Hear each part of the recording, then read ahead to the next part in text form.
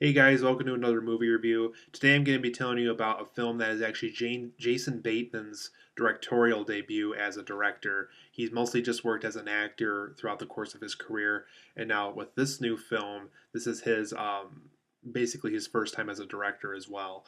It's called Bad Words, and it's an independent film about a guy who's middle aged, probably in his early 40s, and he doesn't work a very good job, and he never really graduated from high school. He doesn't really have a high school diploma, and so for some odd reason, you'll find out throughout the course of the film why exactly he's doing this. But throughout the course of the film, he's trying to rig a kid's spelling bee. And obviously, he knows how to spell all the words given to him. He rigs it. He finds a way to kind of bend the rules so he can be a part of the spelling bee.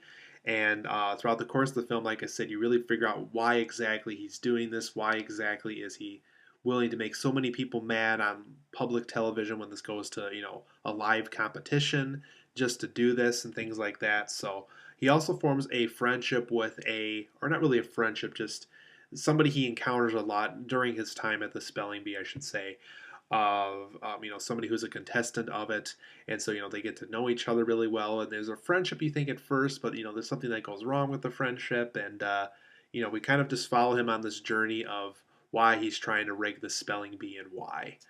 So the Bad Words film, you guys, Jason Bateman's first film as a director, and I gotta say, for a first film, I mean, he did a pretty good job as directing his first film. For my positives and negatives of Bad Words, I think Jason Bateman and the kid that they used for this film were really very good. They had good screen chemistry. Both Jason Bateman and the kid involved with this movie just really gave great performances here, and so huge thumbs up for that. Both of them did really good performances in this movie. I also thought Bad Words had a well written screenplay. It just flows correctly. It feels like everything written down feels like it's correctly made. It just it flows nice and neatly. It's nice and smooth. It doesn't really feel rough or boring. I mean, it just kind of glides along at a good pace, and is a well written screenplay. It kind of reminds me of Up in the Air in the sense that you watch it, it's entertaining, and you feel smart while watching it because the screenplay is so intelligently written. The film is also very entertaining throughout. I really can't say you'll probably be bored with the movie because, it's a very entertaining film. I thought it was well written, like I was saying earlier, and just very entertaining throughout. So I really like how Jason Bateman managed to make it very entertaining. Some of the humor in this film is occasionally effective. Not all of it hits on perfectly like you want it to, but there really is some scenes in here where the occasional comedy or the occasional humor is pretty effective for the most part.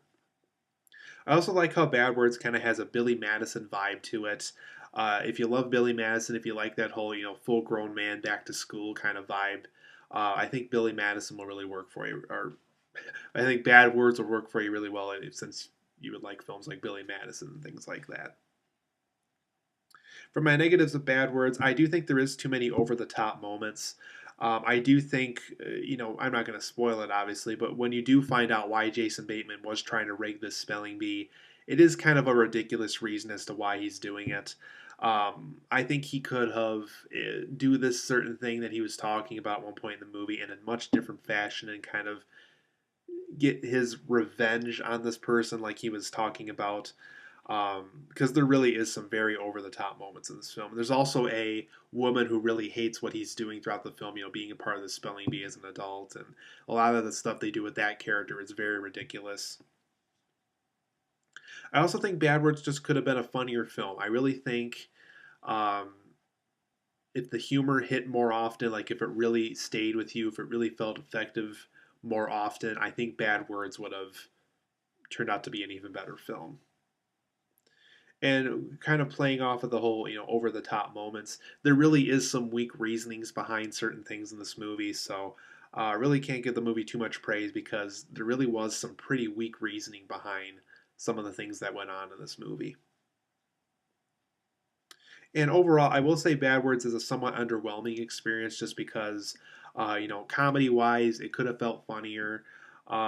Reasoning wise, I really felt there could have been more reasoning behind certain things.